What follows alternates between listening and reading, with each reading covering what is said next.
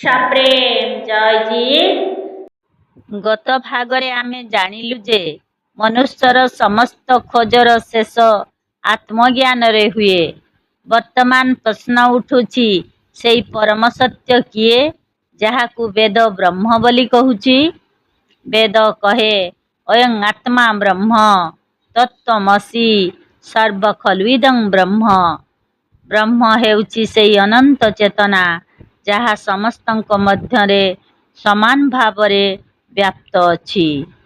ସୂର୍ଯ୍ୟ ଆଲୋକ ଯେପରି ସମସ୍ତଙ୍କୁ ଆଲୋକିତ କରେ, ସେହିପରି ବ୍ରହ୍ମର ଚେତନତା ସମସ୍ତ ଜୀବଙ୍କୁ ଜୀବନ ଦେଇଥାଏ।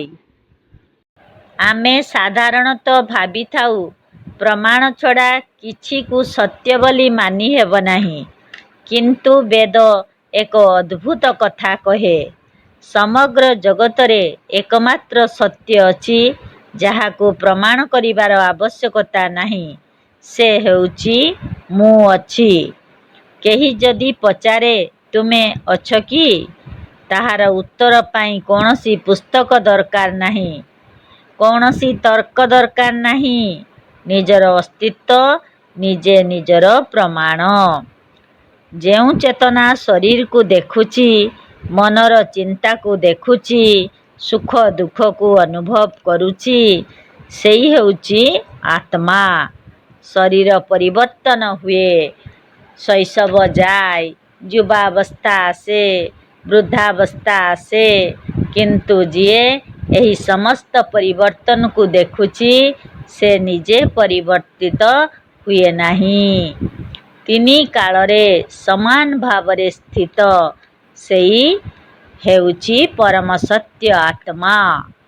ଯଜୁର୍ବେଦର ଅଦ୍ୱୈତ ଦର୍ଶନ ଆମକୁ କହେ, ତୁମେ ଶରୀର ନୁହଁ, ତୁମେ ମନ ନୁହଁ, ତୁମେ ଚିନ୍ତା ନୁହଁ, ତୁମେ ଭାବନା ନୁହଁ, ତୁମେ ସେଇ ଅଦ୍ୱୈତ ବ୍ରହ୍ମ ଚେତନା, ଯାହାକୁ ବେଦ କହେ ଶରୀରଂ ବ୍ରହ୍ମ, ମନ ହିଁ ଆତ୍ମା, ପ୍ରାଣବୈ ବ୍ରହ୍ମ, ସର୍ବ ଖଲ୍ୱିଦଂ ବ୍ରହ୍ମ। ଯେତେବେଳେ ମନୁଷ୍ୟ ଏହି ସତ୍ୟକୁ ଜାଣି ନେଉଛି, ସେତେବେଳେ ତାଙ୍କର ଭୟ କମିବା ଆରମ୍ଭ ହୁଏ। କାରଣ ଭୟ ଅଜ୍ଞାନୀ ମନର ହୋଇଥାଏ, ଆତ୍ମାର ନୁହେଁ। ଏହି ଜ୍ଞାନ କେବଳ ପଢ଼ିବା ପାଇଁ ନୁହଁ, ଏହା ନିଜକୁ ସତ୍ୟରେ ପ୍ରତିଷ୍ଠିତ କରିବା ପାଇଁ। ଯେଉଁଦିନ ମନୁଷ୍ୟ ନିଜକୁ ଆତ୍ମା ଭାବରେ ଜାଣିନିଏ, ସେଇଦିନ ତାଙ୍କ ଜୀବନର ଦିଗ ବଦଳିଯାଏ। ସେ ବାହ୍ୟ ଜଗତର ଦାସ ରହେ ନାହିଁ, ସେ ଭିତରର ସ୍ୱାଧୀନତାକୁ ଅନୁଭବ କରିବା ଆରମ୍ଭ କରି ମାଲିକ ବା ଈଶ୍ୱର ପଦ ଧାରଣ କରେ। ଜୟ ଜୀବ।